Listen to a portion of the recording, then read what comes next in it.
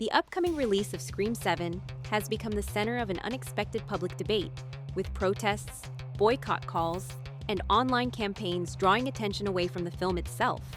What began as a casting controversy has evolved into a broader cultural and political discussion, prompting some activist groups to target the movie's premiere and demand industry accountability. Here is a clear breakdown of what happened, why protests are taking place, and how the situation could affect the film. A highly anticipated sequel faces unusual scrutiny. As the latest installment in one of horror cinema's most recognizable franchises, Scream 7 was expected to continue the blend of nostalgia, satire, and modern slasher storytelling.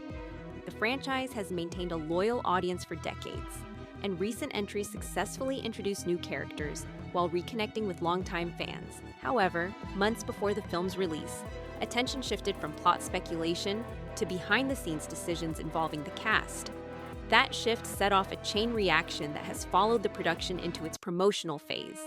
The trigger, Melissa Barrera's removal from the film. The controversy traces back to the removal of actor Melissa Barrera, who had played a central role in the franchise's newer storyline. Her exit was confirmed by the production company following social media posts that sparked disagreement and debate online. The studio described its decision as a response to the posts, stating that it maintains policies regarding public statements tied to sensitive global issues. Supporters of the decision viewed it as a professional boundary set by the company. Critics argued that the action represented a suppression of personal expression because Barrera's character had been positioned as a key figure in the rebooted narrative. Her absence also raised creative questions about the direction of Scream 7. How online debate turned into organized backlash. Initially, discussions surrounding the decision unfolded primarily on social media platforms, where fans and commentators debated whether studios should intervene in actors' public views. Over time, advocacy groups became involved, reframing the situation as part of a larger conversation about political expression, corporate responsibility, and the role of entertainment companies in global discourse. Hashtags calling for accountability began trending, and petitions circulated urging audiences to boycott the film. What might once have remained an industry dispute instead expanded into a public-facing issue tied to broader geopolitical tensions. Protests emerge around promotional events of Scream 7. The issue escalated further when demonstrators appeared outside promotional events linked to Scream 7. Protesters gathered near premieres and screenings, holding signs and distributing materials that criticized the studio's handling of the situation. These demonstrations were relatively small but highly visible, ensuring media coverage that connected the film's release to activism, rather than entertainment marketing. Organizers framed their actions as a call for awareness and dialogue, while critics of the protests argued that targeting a film release was misplaced and unfair to the broader cast and crew. Why activists are targeting Scream 7?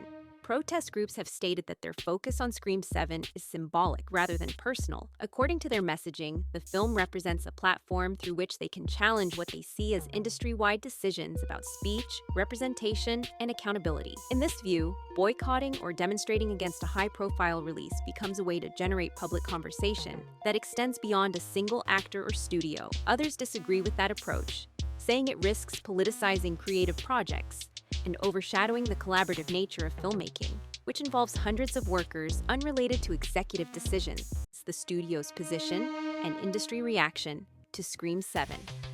The production company has largely maintained its original stance and has not significantly altered the film's rollout strategy. Marketing efforts have continued, suggesting that the studio intends to separate the movie's release from the controversy surrounding it. Within Hollywood, reactions have been mixed. Some industry observers see the situation as part of a growing challenge studios face when global political issues intersect with an increasingly connected entertainment landscape. Note that similar controversies have occurred before and rarely result in long-term damage to major franchises, especially those with established audience. Could the controversy affect the film's performance? Historically, film boycotts have produced varying outcomes. In some cases, public disputes generate additional publicity that increases curiosity rather than suppressing attendance. In others, negative sentiment can shape opening week narratives, even if it does not significantly alter box office totals. For Scream 7, the impact remains uncertain. The franchise's strong brand recognition may insulate it from lasting harm, but the controversy has undeniably shifted the conversation from storytelling to off-screen events. Studios closely monitor these situations because perception, not just revenue, can influence long-term franchise planning. A larger trend, entertainment and politics are increasingly intertwined. The debate surrounding Scream 7 reflects a broader shift in how audiences engage with entertainment. Films are no longer consumed in isolation from cultural or political contexts. Social media has accelerated the speed at which public opinion forms and mobilizes, allowing disputes to grow rapidly and cross international boundaries. This environment creates new challenges for studios attempting to market global releases while navigating differing audience expectations and sensitivities. Whether this moment represents a temporary clash or part of a longer transformation in entertainment culture remains an open question. What happens next? As Scream 7 approaches its release, the film will likely continue to be discussed both as a horror sequel and as a case study in modern media controversy. The coming weeks will determine whether audiences focus primarily on the movie itself or on the debate that preceded it. For now, the situation highlights how quickly production decisions can evolve into public discourse, far beyond the scope of filmmaking.